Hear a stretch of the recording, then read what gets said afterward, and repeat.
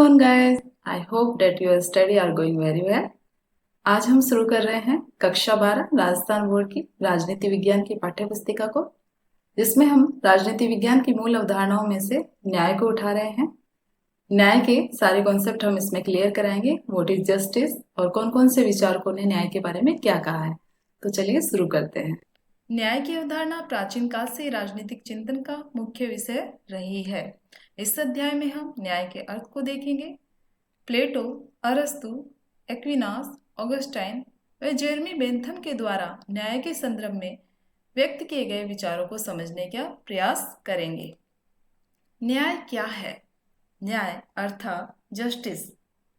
इस शब्द की उत्पत्ति लैटिन भाषा के जस्टिसिया शब्द से हुई, जिसका अर्थ है बांधना या जोड़ना। प्राचीन काल में न्याय को धर्म से जोड़ा गया, व्यक्ति को उसके कर्तव्य पालन करने पर बल दिया गया। इसी प्रकार मध्यकाल व आधुनिक काल के विचारकों ने अपने अपने ढंग से न्याय का अर्थ बताया। प्राचीन काल में न्याय संबंधी विचार पश्चिमी दर्शन शास्त्र के सबसे महान दार्शनिकों में से एक प्लेटो व अरस्तु ने व्यक्त किए। सबसे पहले हम चर्चा करते हैं प्लेटो के न्याय संबंधी विचार पर। पाश्चात्य राजनीतिक चिंतन में न्याय की सर्वप्रथम व्याख्या यूनानी दार्शनिक प्लेटो ने की। उन्होंने अपना न्याय संबंधी विचार अपनी पुस्तिका रिपब्लिक में प्रतिपादित किया। कई बार क्वेश्चन पूछा जाता है कि रिपब्लिक का उपशीर्षक क्या है। इसका उपशीर्षक है न्याय से संबंधित, द रिपब्लिक कंसर्निंग जस्टिस। प्लेटो के गुरु सुकरात को उस समय की दोषपूर्ण न्याय व्यवस्था के कारण मृत्युदंड का शिकार होना पड़ा, जिससे प्लेटो अत्यंत विचलित हुए और उन्होंने एक ऐसे शासन तंत्र की कल्पना की जिसका संचालन श्रेष्ठ व्यक्तियों के द्वारा हो और जिसमें न्याय सुव्यवस्थित अवस्था में हो। इसी समस्या के समाधान के लिए 40 वर्ष की अवस्था में प्लेटो ने अपनी पुस्तक रिपब्लिक की रचना की और न्याय के संबंध में अपना सिद्धांत प्रतिपादित किया। उस समय जब प्लेटो के मन में ये विचार आया और उन्होंने अपना न्याय का सिद्धांत प्रतिपादित किया, उस समय के समाज में 3 तरह के सिद्धांत प्रचलित थे। न्याय का परंपरावादी सिद्धांत, जो कि सेफालस व उसके पुत्र पोलीमार्कस ने दिया था। सेफालस के अनुसार सत्य बोलना और कर्ज चुका देना ही न्याय है। उसी प्रकार पोलीमार्कस के अनुसार मित्रों के साथ अच्छा व्यवहार करना और शत्रु के साथ बुरा व्यवहार करने की कला ही न्याय है। लेकिन प्लेटो ने इस विचार का खंडन किया। उनके अनुसार किसी के लिए अच्छा और किसी के लिए बुरा होना न्याय नहीं है। न्याय वह है जो सबके लिए अच्छा हो, देने वालों के लिए भी और लेने वालों के लिए भी। इसलिए उन्होंने पोलीमार्कस व सेफालस दोनों के ही परंपरावादी सिद्धांत का खंडन कर दिया। इसके बाद एक और सिद्धांत था उग्रवादी या क्रांतिकारी सिद्धांत, जिसके प्रतिपादक थ्रेसिमिकस थे। थ्रेसी के अनुसार न्याय बलवानों के स्वार्थ सिद्धि, उनके हित सिद्धि का साधन है और राज्य अपने हित के लिए कानून बनाता है। लेकिन प्लेटो ने उनके इस विचार का भी खंडन कर दिया। उनके अनुसार न्याय हमेशा ही शक्तिशाली के पक्ष में नहीं होता है। एक और सिद्धांत उस वक्त प्रचलित था, व्यवहारिक या यथार्थवादी सिद्धांत, जिसके प्रतिपादक ग्लूकोन थे। ग्लूकोन के अनुसार जो कमजोर लोग हैं उनका शस्त्र है न्याय, क्योंकि प्राकृतिक अवस्था में कमजोर लोगों की हालत बहुत ही ज्यादा दयनीय थी। उनको अनेक प्रकार के कष्ट सहन करने पड़ते थे। उन्होंने इस स्थिति को समाप्त करने के लिए एक समझौता किया और उस समझौते के तहत ही न्याय का विकास हुआ। लेकिन प्लेटो ने इस सिद्धांत का खंडन भी ये करते हुए किया कि न्याय कोई बाहरी तत्व न होकर मनुष्य की आत्मा का ही एक अंग है। इस प्रकार प्लेटो ने न्याय को आत्मा का सद्गुण माना कि न्याय कोई बाहरी वस्तु न होकर के आंतरिक वस्तु है। इसके साथ ही उन्होंने न्याय के 2 रूप बताए, व्यक्तिगत न्याय व सामाजिक न्याय। प्लेटो के अनुसार व्यक्ति को वही कार्य करना चाहिए जिसके लिए वह प्राकृतिक रूप से योग्य है, वह समर्थ है। अपना निर्दिष्ट कार्य करना, दूसरों के कार्य में हस्तक्षेप न करना ही व्यक्तिगत न्याय है, या हम कहें प्लेटो के अनुसार न्याय की परिभाषा है। इसी प्रकार प्लेटो ने मानवीय आत्मा में तीन तत्व बताए: तृष्णा, शौर्य व बुद्धि। प्लेटो के अनुसार व्यक्ति में इन गुणों की कमी या अधिकता हो सकती है। जिस व्यक्ति में जिस गुण की प्रधानता होती है वह उसी वर्ग में शामिल होता है। इसलिए इन तीन तत्वों के आधार पर उन्होंने समाज को तीन वर्गों में विभाजित किया। फर्स्ट, अभिभावक या शासक वर्ग, जिसमें बुद्धि की प्रधानता होती है। सेकंड, उन्होंने सैनिक व रक्षक वर्ग की कल्पना की, जिसमें शौर्य व साहस की प्रधानता होती है। और इसके साथ ही उन्होंने एक अन्य वर्ग की कल्पना की, उत्पादक या सहायक वर्ग, जिसमें तृष्णा की प्रधानता होती है। प्लेटो के अनुसार तीनों वर्गों द्वारा अपने अपने कर्तव्य का पालन करना और दूसरे वर्ग के कार्यों में हस्तक्षेप न करना ही सामाजिक न्याय है। प्लेटो ने अपने जिस न्यायोचित राज्य की कल्पना की, उसमें उन्होंने इस न्यायोचित समाज में शासक वर्ग, सैन्य वर्ग व उत्पादक वर्ग सभी के अपने कार्य निश्चित किए। इस प्रकार के समाज में शासक बुद्धिमान होते हैं, सैनिक बहादुर होते हैं और उत्पादक आत्म नियंत्रण या संयम का पालन करते हैं। प्लेटो का यह सिद्धांत नैतिक सिद्धांत है, न कि कानूनी सिद्धांत, क्योंकि उन्होंने नैतिकता पर बल दिया, उन्होंने व्यक्ति को उसके कर्तव्य पालन पर बल दिया। प्लेटो ने दोषपूर्ण न्याय व्यवस्था के कारण अपने गुरु सुकरात को मरते हुए देखा, इसीलिए वह एक सुदृढ़ न्याय व्यवस्था संबंधी अपने विचार व्यक्त कर पाए। इसके साथ ही प्लेटो ने अध्यापन हेतु अपनी संस्था अकादमी की स्थापना की, जिसमें गणित विषय पर प्रमुखता से बल दिया गया। प्लेटो के न्याय संबंधी विचार हमने जाने कि किस प्रकार उन्होंने व्यक्तिगत न्याय की बात कही और सामाजिक न्याय को स्पष्ट किया। अब हम प्लेटो के शिष्य अरस्तु के न्याय संबंधी विचारों पर चर्चा करेंगे। प्लेटो के शिष्य अरस्तु ने न्याय संबंधी अपने विचार अपने ग्रंथ एथिक्स में दिए। इन्हें राजनीति विज्ञान का पिता कहा जाता है, क्योंकि इन्होंने वैज्ञानिक दृष्टिकोण से इस विषय का अध्ययन किया। इनकी प्रसिद्ध पुस्तक पॉलिटिक्स है। ध्यान रखिएगा, कंफ्यूज नहीं होना है। इनकी जिस पुस्तक को सबसे ज्यादा प्रसिद्धि मिली वो पॉलिटिक्स है, लेकिन इन्होंने अपने न्याय संबंधी विचार अपने ग्रंथ एथिक्स में प्रतिपादित किए थे।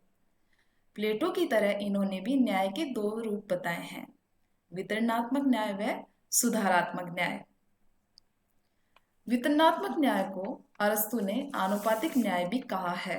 अरस्तु के अनुसार राज्य में सभी व्यक्ति समान नहीं होते हैं, इसलिए राज्य के द्वारा पद, पुरस्कार, धन, संपदा का वितरण सभी व्यक्तियों को समान रूप से न करके व्यक्ति की योग्यता और उसके द्वारा राज्य के प्रति निष्ठा, इन दोनों आधारों को ध्यान में रखते हुए ही पुरस्कार, धन, संपदा का वितरण किया जाना चाहिए, क्योंकि समानता प्राकृतिक नहीं है।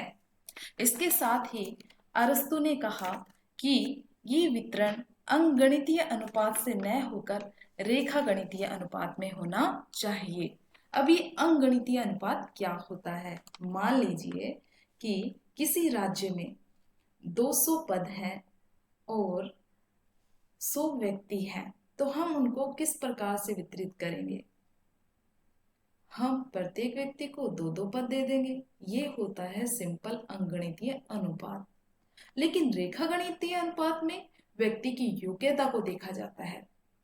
सिर्फ योग्यता ही नहीं, उसकी अपने राज्य के प्रति, अपने समाज के प्रति क्या निष्ठा है, उसे भी देखा जाता है। उसी के आधार पर व्यक्ति को धन का, संपदा का, पुरस्कार का वितरण किया जाता है। इसी के साथ ही अरस्तु जोड़ते हैं कि शासन की बागडोर उन्हीं व्यक्तियों को दी जानी चाहिए जिनमें शासन करने की योग्यता हो। इसी के साथ ही उन्होंने सुधारात्मक न्याय का जो सिद्धांत दिया, वह एक तरह से वितरणात्मक न्याय के द्वारा नागरिकों को जो अधिकार, सम्मान प्राप्त होता है, उसकी रक्षा का एक माध्यम है। यह राज्य को यह दायित्व सौंपता है कि वह व्यक्ति के जीवन, संपत्ति, सम्मान व स्वतंत्रता की रक्षा करे।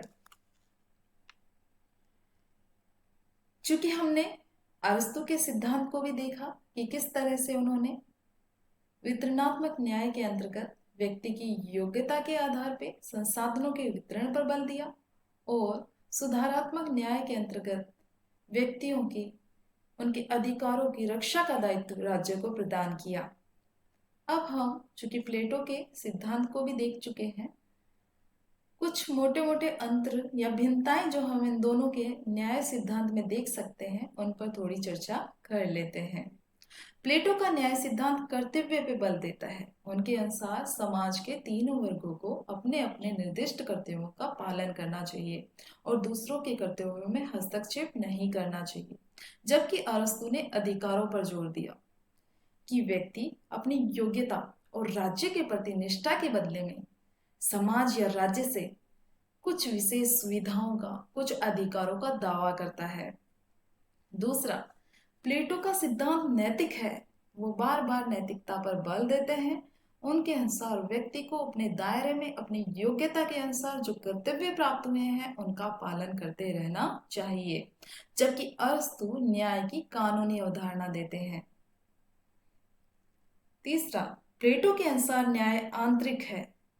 वो मनुष्य की आत्मा का एक विशिष्ट गुण है, जबकि अरस्तु के अनुसार न्याय बाहरी वस्तु है।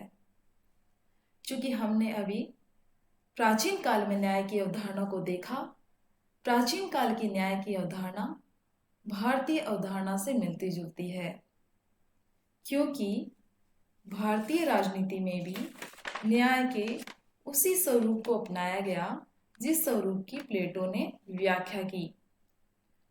भारतीय राजनीतिक चिंतन में भी धर्म का प्रयोग न्याय के सादृश्य हुआ। स्वधर्म पालन को ही व्यक्ति का कर्तव्य माना गया। लेकिन जब हम मध्यकालीन न्याय की अवधारणा को देखते हैं तो हमें अलग ही विचार नजर आते हैं। इस समय के मुख्य विचारक थे सेंट ऑगस्टाइन व थॉमस एक्विनास। मध्यकाल में राजा को ईश्वर का प्रतिनिधि माना जाता था। वह राज्य को ईश्वर की महत्वपूर्ण कृति, रचना या कंपोजिशन माना जाता था। सेंट ऑगस्टाइन ने अपनी महत्वपूर्ण पुस्तक द सिटी ऑफ गॉड में अपने न्याय संबंधी विचार प्रतिपादित किए और उन्होंने न्याय की परिभाषा देते हुए कहा कि व्यक्ति के द्वारा इस ईश्वरीय राज्य के प्रति अपने कर्तव्य का पालन करना ही न्याय है। इसके साथ ही उन्होंने परिभाषित किया कि जिन राज्यों में न्याय विद्यमान नहीं है वे केवल चोर उचक्कों की खरीद फरोख्त ही है। ये क्वेश्चन आपके चैप्टर में पीछे दिया गया है कि किसने ये विचार व्यक्त किया कि जिन राज्यों में न्याय विद्यमान नहीं है वे केवल चोर उचक्कों के बराबर ही हैं। तो ये विचार ऑगस्टाइन ने प्रतिपादित किया। इसी के साथ ही एक अन्य महत्वपूर्ण मध्यकालीन विचारक थॉमस एक्विनास ने भी अपने न्याय संबंधी विचार व्यक्त करते हुए कहा कि न्याय एक व्यवस्थित और अनुशासित जीवन व्यतीत करने का नाम है। इसके अलावा व्यवस्था, राज्य व्यवस्था द्वारा दिए गए कर्तव्य पालन में ही न्याय निहित है। इस प्रकार मध्यकालीन न्याय की अवधारणा में हमने देखा कि किस प्रकार से यह प्राचीन न्याय की अवधारणा से पृथक है। इसमें न्याय का संपूर्ण न्याय की अवधारणा का संपूर्ण बल व्यक्ति के द्वारा ईश्वरीय राज्य या राज्य व्यवस्था के प्रति कर्तव्य पालन पर ही दिया गया है। अब हम नेक्स्ट चर्चा करते हैं आधुनिक काल में न्याय की अवधारणा के संदर्भ में क्या परिवर्तन हुए। आधुनिक युग में डेविड ह्यूम, जेरेमी बेंथम व जॉन स्टुअर्ट मिल जैसे उपयोगितावादी ने शुरुआती न्याय संबंधी विचार प्रतिपादित किए। डेविड ह्यूम को उपयोगितावादी विचार देने का श्रेय जाता है। जेरेमी बेंथम उपयोगितावाद के जनक माने जाते हैं और जॉन स्टुअर्ट मिल को बेंथम के उपयोगितावाद में आमूलचूल संशोधन के लिए जाना जाता है।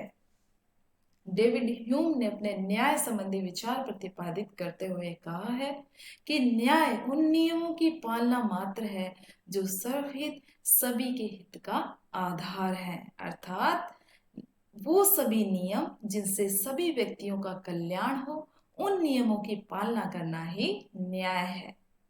इसी प्रकार उपयोगितावाद के प्रतिपादक बेंथम ने कहा है कि राज्य को सार्वजनिक वस्तुओं, सेवाओं व पदों का वितरण उपयोगिताओं के आधार पर करना चाहिए।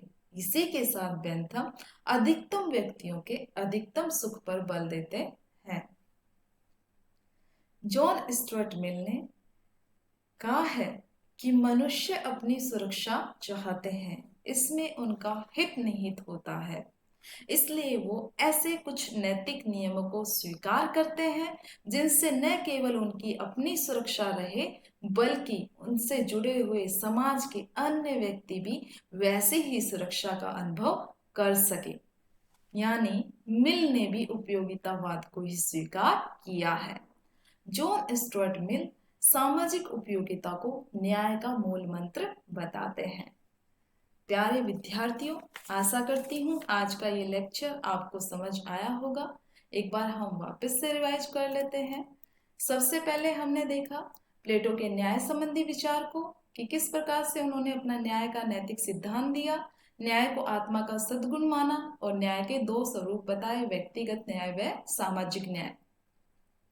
अरस्तु ने अपने न्याय संबंधी विचार अपने ग्रंथ एथिक्स में दिए। इन्होंने न्याय के दो स्वरूप बताए, वितरणात्मक न्याय व सुधारात्मक न्याय, और इनके न्याय संबंधी विचार को, इनकी न्याय संबंधी अवधारणा को कानूनी अवधारणा माना जाता है।